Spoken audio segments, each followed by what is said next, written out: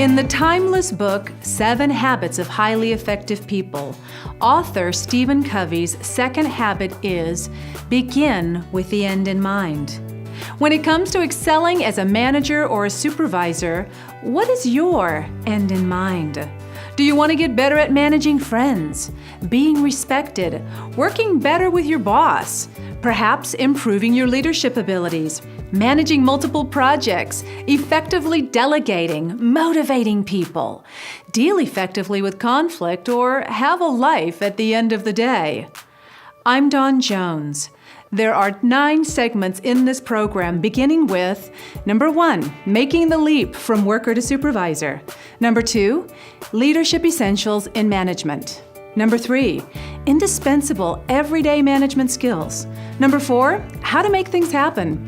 Number 5, getting the job done right, managing people and projects. I will even give you some bonus material, including 6 anchor points to help you solve every management issue you face throughout your career. Number 6, communication skills. Number 7, problem behavior and poor performance and how to fix those areas. Number 8, controlling conflict in the workplace. And number 9, supervisor, manage thyself. This is our end in mind because, as Earl Woods has said, each shot you hit your entire life must have a target or it's a wasted effort. Never hit a shot without a target. As you know, our target for today is excelling as a manager or a supervisor.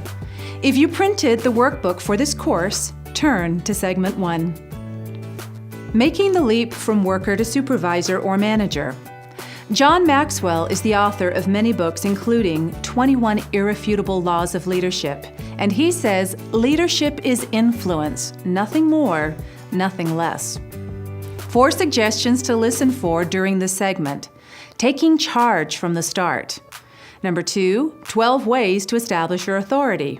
Number 3, manager and employee relationships. And number 4, 10 common management missteps and how to avoid them.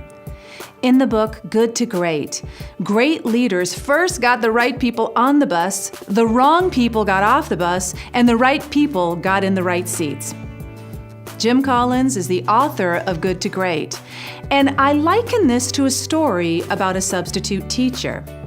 Now, I want you to think back to when you were in school, and remember when you showed up, and perhaps for the day or for a class, you found out your teacher was gone, and there was a substitute teacher on that day. Now remember the substitute teacher who took charge from the start, had everybody in their seats, knew their names, and actually got them right into the book starting. And the level of respect that you had for that teacher because you knew that teacher was no nonsense. Now I want you to think back to a substitute teacher who perhaps wanted to come in and have everybody like them. And maybe they wanted to be nice to everybody, and somehow the class just got out of control. And remember what some of the students would do.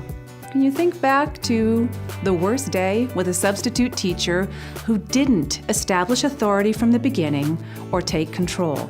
And that is what we are talking about when it comes to being a great manager. Part of that includes demonstrating leadership, tracking assignments, offering encouragement and praise, delegating tasks, and solving problems. And then it also includes effectively communicating. Let's explore these. To begin with, taking charge and putting your best foot forward begins with listening and learning. I'm going to come back to that in just a moment. It also includes using hands-on techniques, getting to know your employees, avoid making sudden changes, being available and visible, and being confident. Let's go to listening and learning. It has been said that people will change their ways if you let them have their say. And as I like to say, when it comes to supervising your employees, people will do the what if they understand the why. I mean, think about it. If somebody is asking you to do something, isn't one of the first questions you ask, why? Why do you want me to do this? When it comes to managing people, if your employees are asking why, it's because perhaps you're not listening to what they need, so they're not listening to what you need. First, listen and learn. It has been said that people will change their ways if you let them have their say. There's something about being heard. When a person believes you have listened to what they have to say, they are more inclined to hear what you have to say. A few years ago, I was training a supervisor who was new to a large company in the manufacturing industry. Though he was new to the company, he had over 20 years of experience in his field, which he had begun right out of school. He was somewhere in his late 30s, early 40s, and his new position required him to supervise people ranging from their 20s to people in their 60s. Now, for the sake of anonymity, let's call this supervisor Steve and the employee Joe. Steve told me of his situation and went on to say that he had been accepted by the majority of the employees, all except for one. You got it, Joe. Apparently, after the few short months that Steve had been supervising, Joe's productivity and his production actually went down.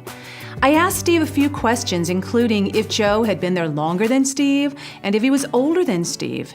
Now, Steve said yes to both, and it would have been really easy to think that perhaps there was some animosity or resentment on the part of Joe being supervised by somebody younger than he was or had perhaps less experience than he did. Thankfully, Steve didn't go that direction.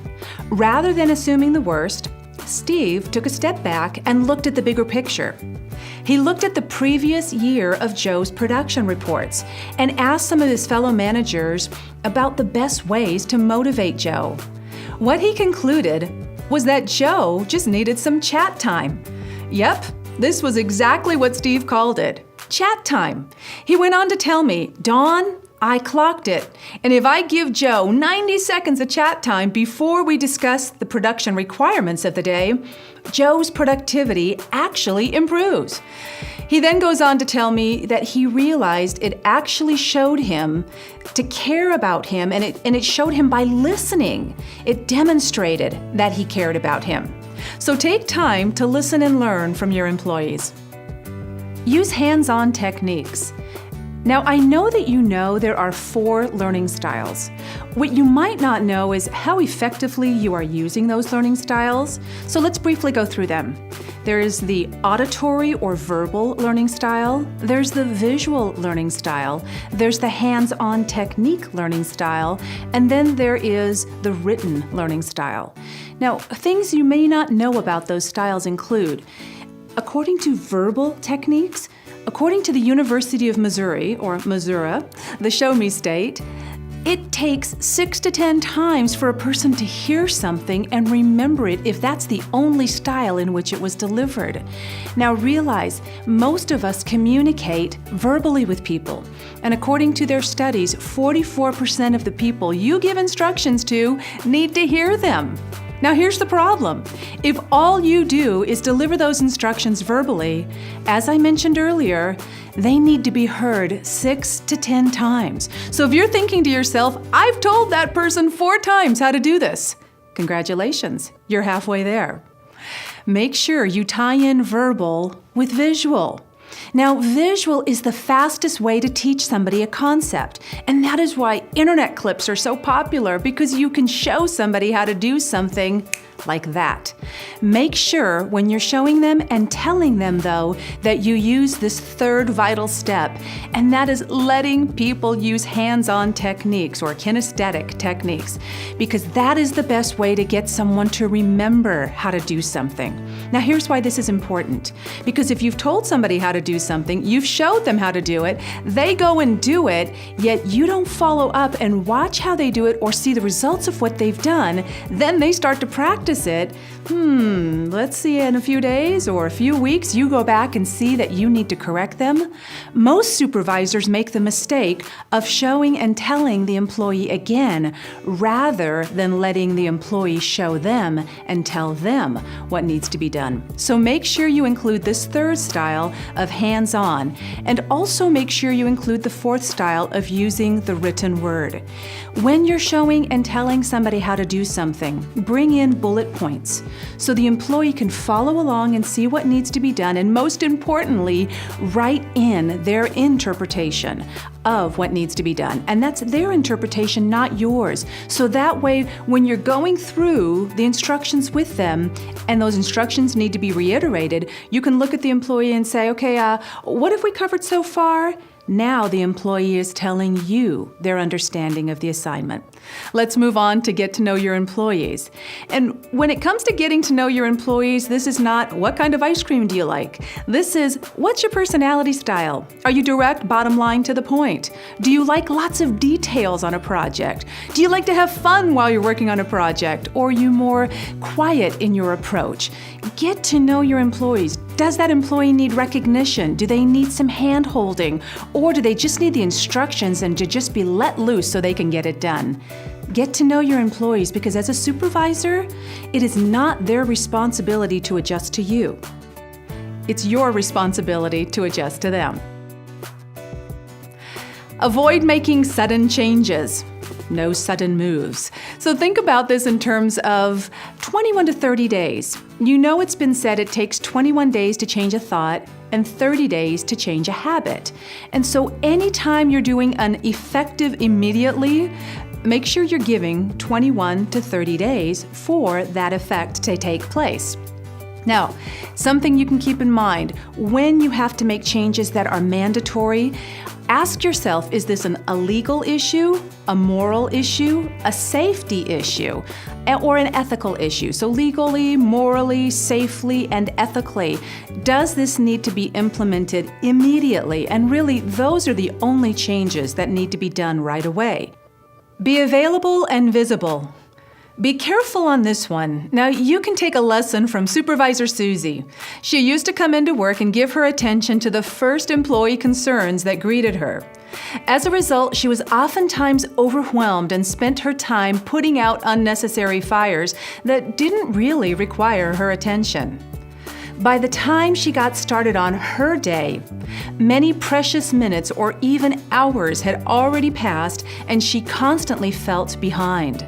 Attempting to play catch-up, she would work through her breaks and her lunch, and even stay late after work to complete her priorities.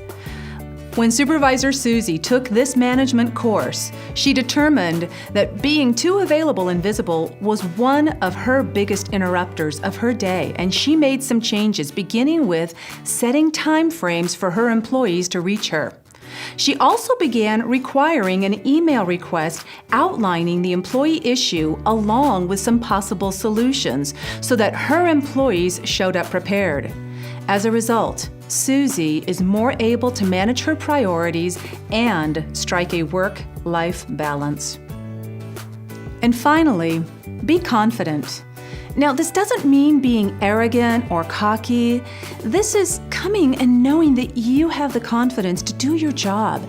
And the times you don't, being confident enough in your own abilities and the abilities of your team to ask for help. And at the same time, being confident that you are surrounded with people to help you do the job and get it done right. Let's move on now to a dozen actions that'll help you establish your authority, boost your credibility, and earn some respect. Begin by being fair and consistent. Now realize that part of being fair is recognizing their job requirements for every job or task that needs to be completed. And with being fair, that means what is the time frame, what is the quality of work, and what is the budget given for each task. It is not so much dependent on whether or not you're fair across the board with every employee. What it matters is the job being done, and is the person being held accountable to do that job? Let's move on to communicating effectively. Going back to the learning styles that I talked about, some of the people you work with need to hear things, some of them need to do things, some of them need to watch how things are done, and some of them just need a combination of all of them. So make sure you communicate in their style. Remember this also with communication. You have the responsibility as the sender to make sure the instructions are clearly communicated. And because you are the supervisor, you also have the responsibility as the receiver of information to make sure you ask the questions for clarification if you're not sure about something. Realize a lot of early supervisors make the mistake of blaming the employee for not understanding the work that needs to be done, whereas really it's the supervisor's responsibility to ensure that they communicate clearly. Let's move on to involving your team members in decisions, and I like to caution you on this one. Team members need to know that they are involved in the process. At the same time, this is not, do you like this process? Do you not like this process? This is, what are some suggestions you have for maximizing our production through this process? So you're asking team members to contribute ways to accomplish the goal, rather than just getting their opinion on whether or not they like a process. Have a thorough understanding of department procedures. This is kind of like somebody who's in a restaurant. If a manager comes in to work at a new restaurant, they have to go through all of the workstations. They need to know how the dishes are done, how to bus the tables, how to take orders from the table. They need to know how to make the food in the kitchen, and if there's a fountain or an ice cream bar, they need to be able to make sure to do those things as well as cashiering, hosting, just in case an employee doesn't show up, and also so that they can clearly communicate the expectations of the position. Have that thorough understanding of all of your department procedures, whether it's a restaurant, a manufacturing industry, or if you're in the administrative department. And have a positive, enthusiastic attitude. Jennifer Bridges, who is the author of Optimize Your Thinking, she and her research team have concluded, as you probably know, people who have a positive, enthusiastic attitude actually have higher qualities of life. They even live longer. Now, I want to caution you on this one. We don't want to be overly positive. We'll talk more about that as we go through the day. Confront and deal with poor performance. There was an article from USA Today in 2009 which stated the number one reason why people leave their job is because of their boss. Number one reason. Now, a lot of people think, oh, maybe they're an overbearing, autocratic, dictator type of boss. Yeah, that's one kind of boss. Surprisingly, though, a lot of nice bosses were left as well because they didn't have the ability to confront and deal with poor performance. And this is where I went back a second ago and said I'd come back to being overly positive in the workplace. There are some supervisors who make the mistake of saying, it'll sort itself out. If you ignore it, it'll go away. Or they'll give more work to their star performers because they know that star performer will get the job done. The danger is the star performer starts feeling taken advantage of, ends up brushing up on their resume, and you may come in as a supervisor and find out your star performer is leaving you, and you may never know why. Oftentimes, those star performers will tell you, oh, I got a better job offer. Oh, it fits in with my schedule or with my commute, or it has better pay. By the way, better pay was about fifth on that list of that USA article. So money is not the motivator. It usually has to do with the boss. So be careful to not be too positive and make sure you confront and deal with poor performance. And we'll spend some time at the end of our segments going through how you can do just that. Make sure you give employees recognition for a job well done. As Linda Larson, expert on 12 Secrets to High Self-Esteem, would say, catch people doing the right thing. Take the time to recognize somebody doing something right and be proactive. Do not wait for fires to come to you, otherwise you'll be like Supervisor Susie and your employees will be conditioned to come to you with their issues rather than preventing them before they occur. And remember, do unpleasant duties right away. Don't procrastinate. Your employees are watching you. The example that you set in doing the things you don't like to do will be demonstrated by your actions. And your employees oftentimes are looking to you first to see if you get things done that you don't necessarily want to do. Remember also to accept responsibility for your mistakes.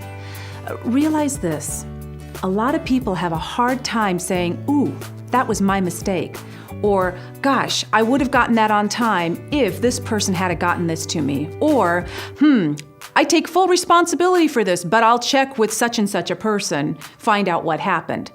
The reality is, part of accepting responsibility for mistakes is saying, I'm sorry, this was my responsibility. I will make sure that this doesn't happen again. Now, if that's in front of your team, that will just go beyond what you can even imagine in establishing your credibility and your confidence, because you're letting your team know, I don't have all of the answers, and I do need your help to make sure we get this done correctly. Now, I do want to caution you on this one. If you're finding that you're making a lot of mistakes or taking responsibility for other people's mistakes, you might need to go back and brush up on some of your skills if they are your mistakes. You might need to be retrained in some areas. If they're your employees' mistakes and you're finding yourself repeatedly taking responsibility for those areas, two things need to happen. Number one, you need to ask yourself, am I doing the work for them? And if so, you may need to stop and actually retrain that person.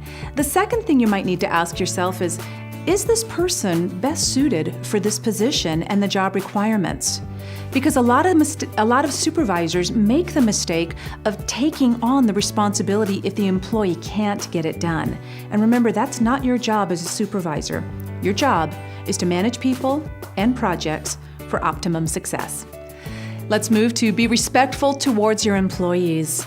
Remember, you're setting the standards. People hold you accountable by your actions, not your intentions. So make sure you set the standards and you are respectful to your employees. And sometimes, that means not going too far in a joking session. Being the one to say, okay, it's time to get back to work. Being the one to make the tough decisions. Because as the supervisor, it is expected of you from your employees to set the standard.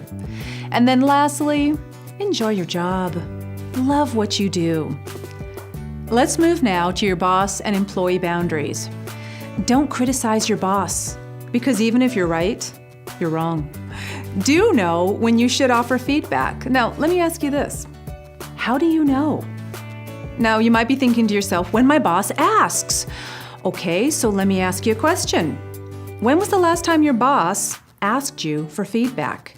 And if you're thinking to yourself, well, my boss asks me for feedback all the time. Congratulations, you have a great boss. And if you're thinking to yourself right now, my boss never asks for feedback. This goes back to you as the sender and receiver of information. Remember, yes, it is your responsibility as a boss to send the information clearly. It's also your responsibility when somebody else is your boss to receive the information clearly. I like to go back to here's how you can know when to offer feedback. Ask yourself, is what my boss is doing legal, moral, ethical, safe? I'll bring those up several times through the day. And then ask yourself, is this an irritant or an offense? If it's an irritant, ask yourself, can I live with this? If it is an offense, absolutely always talk to your boss. Set aside a time, make an appointment with your boss, and let your boss know what needs to be done. Here's a great technique you can use for that. It's called the FIRR technique, FIR, and it stands for fact, impact, respect, request. Let's say, for example, your boss is supposed to be in the staff meeting, and your boss is consistently late to staff meeting, sometimes arriving as much as 10 or 15 minutes after everybody else is there.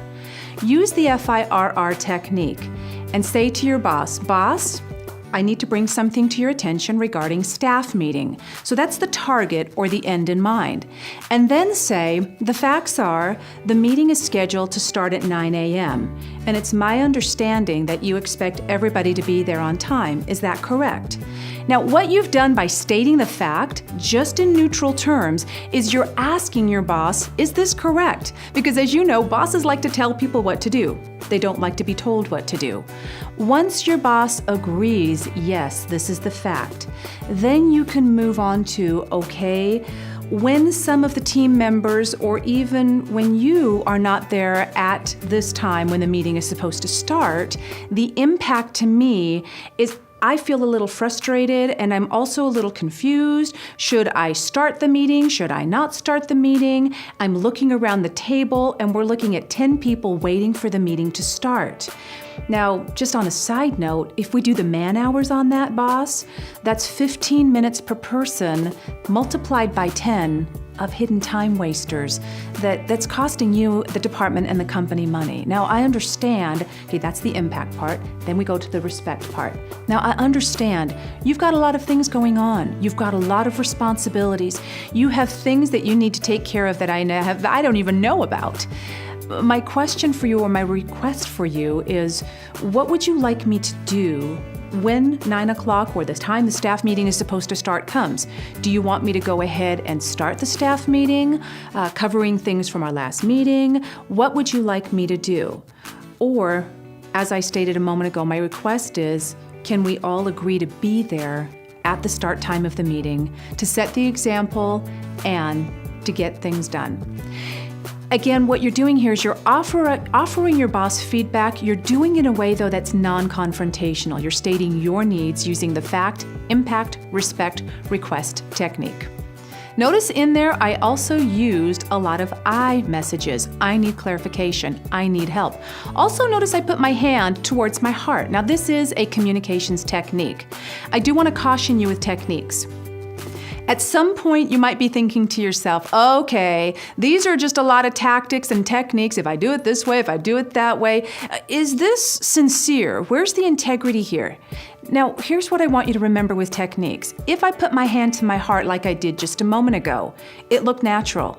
It was believable, and it was sincere. And so remember, the level of integrity you bring to the table is directly connected to you. All I'm offering are techniques that will help you. Do use I messages. And then do support your boss's goals. Make sure you know what's important to your boss. Remember, your boss might be a time-driven boss. Your boss might be a quality-driven boss. Or your boss might be a budget-driven boss. Here's how you can tell. Bosses who are time-driven, if you are 10 minutes early, you're late. Bosses who are quality-driven oftentimes want you to do it again, go the extra. Even if it takes more time and costs more money, we've got to get it done right. And then some bosses are budget-driven. They are making their decisions on how much it's going to cost them in man hours, in budgets, in outsourcing. And realize this also, as important as it is to support your boss's goals, there are times you may need to line your boss's goals in alignment with the goal of the project. We'll talk more about that when we move into the driving constraint, middle constraint, and the weak constraint of all projects. Do learn your boss's pet peeves. Is your boss a bottom line person? Just give me the facts, no excuses, get it done. Is your boss an analytical type person? They want all of the details, the data, based on facts, not necessarily your opinion, yet they still need your ability to give them some sort of a conclusion. Is your boss high-strung and lots of energy and easily distracted by things around them? Or is your boss more methodical and a little bit quieter and more relational? Do learn your boss's pet peeves, because if your boss is any one of those styles and you come in communicating with them in a different way, that could be a bit of a pet peeve. Some other things that can be pet peeves include, is your boss a morning person, an afternoon person? Know when the best time is to talk with them. Is your boss a person who likes to come in and say, hey, good morning, how's it going? And they like a little bit of chat time, kind of like Steve and Joe. Or is your boss one that just is task-driven, goal-oriented, let's get it done? Learn your boss's pet peeves. And at the same time, if some of your boss's pet peeves might kind of irritate you and cause some pet peeves, use your I messages to communicate. So you can say, the fact is, I know this irritates you, boss, and this is the impact on you. Here's what I respect, and I know you respect about me, and then here's my request. At the same time, here are some things that I need your help with. Here's the fact. When you say something is due at a certain time, please, boss, can we stick with that? Because the impact to me when we change it, I get a little bit out of sorts here, and I'm wondering, are you going to change the next project? Am I going to have to do this? And I've got everything scheduled so well. Now, again, I respect you. You go back to that, what you respect about your boss, and then you make that request. Again, can we start this and finish it as we say we're going to? Know your peeves, know your boss's pet peeves, and when possible, do offer solutions. Just a moment ago, I gave you examples of how to bring solutions to the table. Because the worst thing you can do as a supervisor is tell your boss what you don't want. You would no more go into a restaurant and say, I don't want this and I don't want that. At some point, the server is going to ask you, what do you want? So when you are talking to your boss, do the same thing. Let your boss know what you do want. And on a side note here, realize there are two types of employees: the problem employee and the solution employee. Now, the problem with the problem employee is they don't realize they're part of the problem. Here's what they sound like. Oh, I can't do that because I have too many interruptions. Oh, I can't do that because my phones are too busy. Or I can't do that because look at Petunia and PJ over there. They're not doing anything. All they're doing is sitting there chatting with each other, and I've got to do all the work. Notice in that brief interlude right here we just had together, I sounded like the problem. Most problems with problem employees is they're just listing the problem. So when you're communicating with your boss, make sure you are also bringing solutions, as I just mentioned. Here's what the solution person does. They list the problems in terms of how they can be solved. So instead of saying, I can't because, they say, I can if. Here's how it sounds. Boss comes in, I need you to work on this project, and the solution person says, I can if I have 1 hour uninterrupted in the conference room. The solution employee says, I can if I can put my phones on hold for an hour. Now the boss might say, no, you can't, the conference room's tied up. No, you can't, I need somebody answering the phones. Now you can be the solution person and say, I can if Petunia or PJ cover the phones for me for an hour. Now you notice you sound and look like this instead of this. That's a huge difference between a problem employee and a solution employee. Let's go on now to drawing the line on social relationships with those you manage. Let me ask you a question. Have you ever worked with people who were your friends? And maybe at this point in time, you're not friends anymore. And you might be thinking, me stepping into a management position changed the dynamics of the relationship. Now, there is hope for some recovery. The best thing, though, if you are just stepping into a supervisory role, realize the dynamics in the relationship between you and your friends, those dynamics are going to change. So make sure you establish what those changes could be from the get-go. Those changes could include favoritism.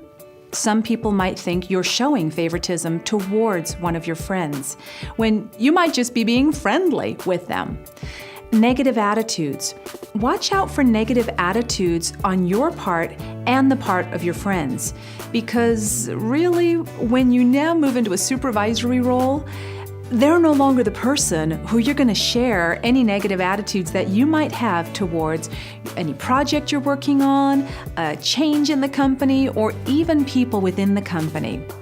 The line has been drawn, and the chain of command, you now complain uphill, not downhill or to your friends. So watch out for negative attitudes that you might have or they might have. And then watch out for manipulation on the part of some of the people who come in who pretend to be your friends. Now, you're going to experience this more if you are new as a manager, or if you are new to a team, or if the team you're working with or some of the individuals on the team are new to you. There are some people who will try to win favoritism with you in order to manipulate you. They might compliment you, they might flatter you, they might say great things about you. Now, that might just be their personality style and the way they're wired. Just be aware if you're finding that certain people are doing this to you and then asking for preferential treatment. It might just be a technique of manipulation to get what they want. And as assertiveness expert Deborah Fox would say, If people like you, they'll overlook your shortcomings. If they don't like you, they'll use your shortcomings against you.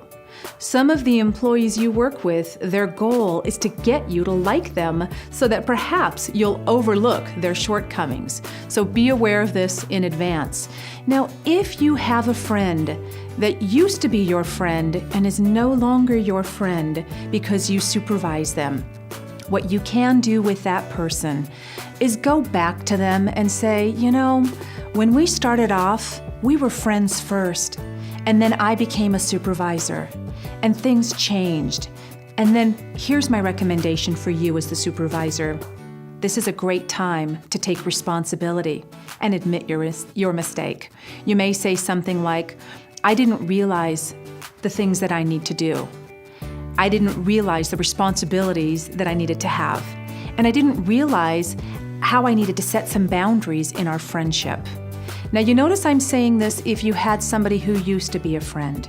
You can also use this technique if you're starting to supervise somebody who is currently a friend before you stop being friends. Use the same technique by letting them know in the current, I want our relationship to stay the same. So let's do this. What if we establish that during work hours, I'm your boss, and then after work hours, I'm your friend? And then you can give a couple of examples, something like, during work hours, we probably won't spend as much time talking and joking like we do after work hours, especially because I don't want to give the appearance of showing favoritism for you or towards you. The next thing you can do is, after work hours, if we're getting together for a barbecue on Saturday or something, for example, I'm not your boss, I'm your friend. So if you come to me and say, hey, I've got a dentist appointment on Tuesday at 10 a.m., remember I'm your friend right there. An easy way to remember this is if you're a person who wears baseball caps, you can tell that person, hey, I took my baseball cap off, left it at work, and it's got my work brains in it. Left it on the shelf, and I've got my friend cap on.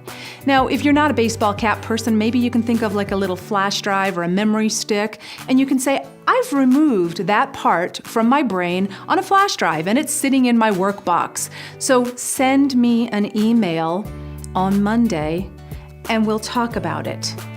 Notice I'm putting it on them to tell you on Monday, because if you just say, hey, let's just talk about this on Monday when we get back to work, the employee part of your friend's brain is thinking to themselves, oh, you're the boss, you'll bring it up.